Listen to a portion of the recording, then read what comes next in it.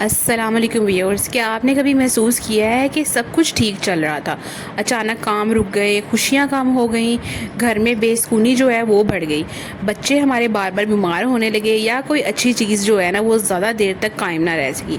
بعض اوقات اس کی وجہ صرف حالات ہوتے ہیں، لیکن اسلام ہمیں یہ بتاتا ہے کہ نظر بد جو ہے وہ ایک حقیقت ہے۔ نبی کریم صلی اللہ علیہ وآلہ وسلم نے فرمایا، نظر لگنا برحق ہے۔ آج کی اس ویڈیو میں ہم یہ بات کریں گے کہ نظر بد کیا ہے، یہ انسان کی زندگی پر کیسے اثر ڈالتی ہے، اس سے بچنے کے اسلامی طریقے کیا ہیں۔ ویڈیو کے اینڈ پہ میں آپ کو ایک کہانی بھی سناؤں گی سبق آموز، جو کہ آپ کے دل کو چھو لے گی۔ تو ویڈیو کو اینڈ تک لازمی دیکھیے گا تاکہ آپ کو ہر پوائنٹ اچھے سے سمجھ آئے، اور اگر آپ چینل پہ نئے ہیں تو کائنڈلی چینل کو سبسکرائب کریں تاکہ آپ کو ہر نئے آنے والی ویڈیو کا نوٹیفیکیشن سب سے پہلے ملے۔ نظر بد ایکچولی ہے کیا چیز، اس کا کیا مطلب ہوتا ہے؟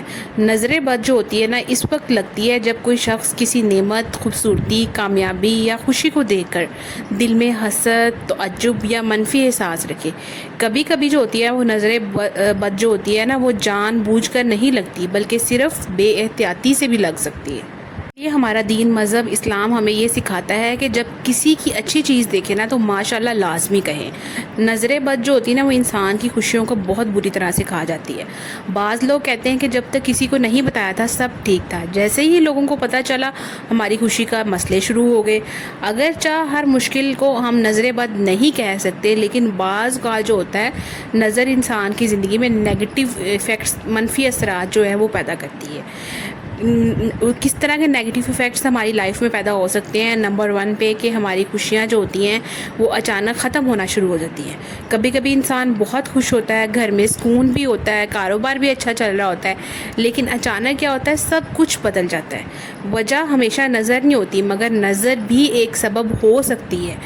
بچوں پر اثر آنا شروع ہو جاتا ہے، بچے خاص طور پر نظر بد کا نا شکار ہو سکتے ہیں۔ بچے اچانک بے چین ہو جائیں، بار بار رونے لگیں یا کمزور محسوس ہوں تو یہ نظر بد کی نشانی ہو سکتی ہے۔ رشتوں میں جو کشیدگی ہے نا وہ بھی نظر بد کی وجہ سے پیدا ہو سکتی ہے۔ کبھی گھر میں معمولی باتوں پر جھگڑے بڑھ جاتے ہیں، محبت کم اور ناراضگی جو ہوتی ہے نا وہ زیادہ محسوس ہونے لگتی ہے۔ زندگی میں جو کامیابیاں ہیں نا وہ اچانک سے رک جاتی ہیں۔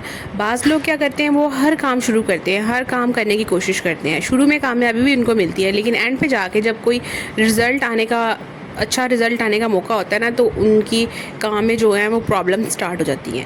تو یہ سب نظر بد کی نشانیاں ہیں۔ اگرچہ اس کی کئی دنیاوی وجوہات ہو سکتی ہیں، لیکن لوگ نظر بد کو نا ایک ممکنہ وجہ سمجھتے ہیں۔ ہر خوشی فوراً سے سوشل میڈیا پر شیئر کر دیتے ہیں۔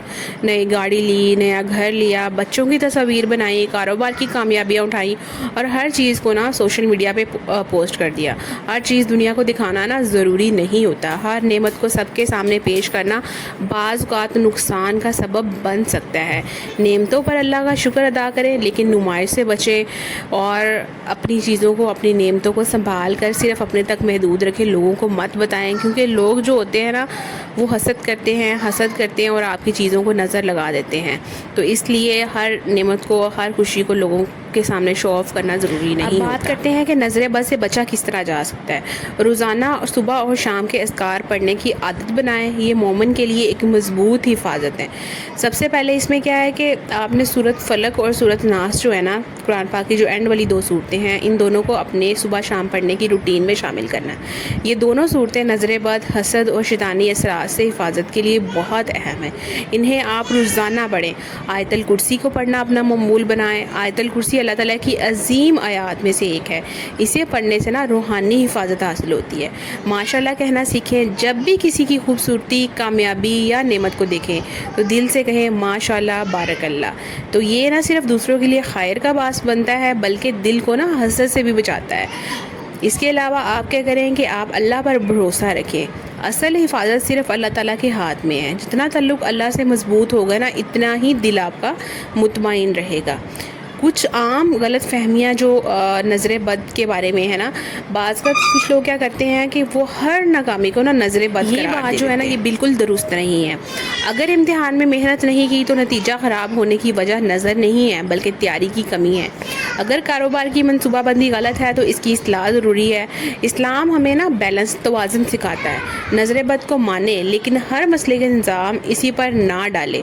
پیرنٹس کے لیے ایک اہم میسیج یہ ہے کہ اگر آپ کے بچے بہت خوبصورت ہیں، ذہین ہیں یا کامیاب ہیں تو ہر وقت ان کی تصویریں اور کامیابیاں سب کے سامنے شیئر کرنا ضروری نہیں ہوتا، اور دوسروں کو بتانا جو ہے نا اپنے بچوں کے لیے دعا کرے، اللہم بارک فیہ، اللہ ان میں برکت عطا فرمائے۔ بچوں کو نا صبح شام کی دعائیں سکھائیں، ان کے دل میں اللہ کی محبت پیدا کریں، یہ سب سے بڑی حفاظت ہوتی ہے۔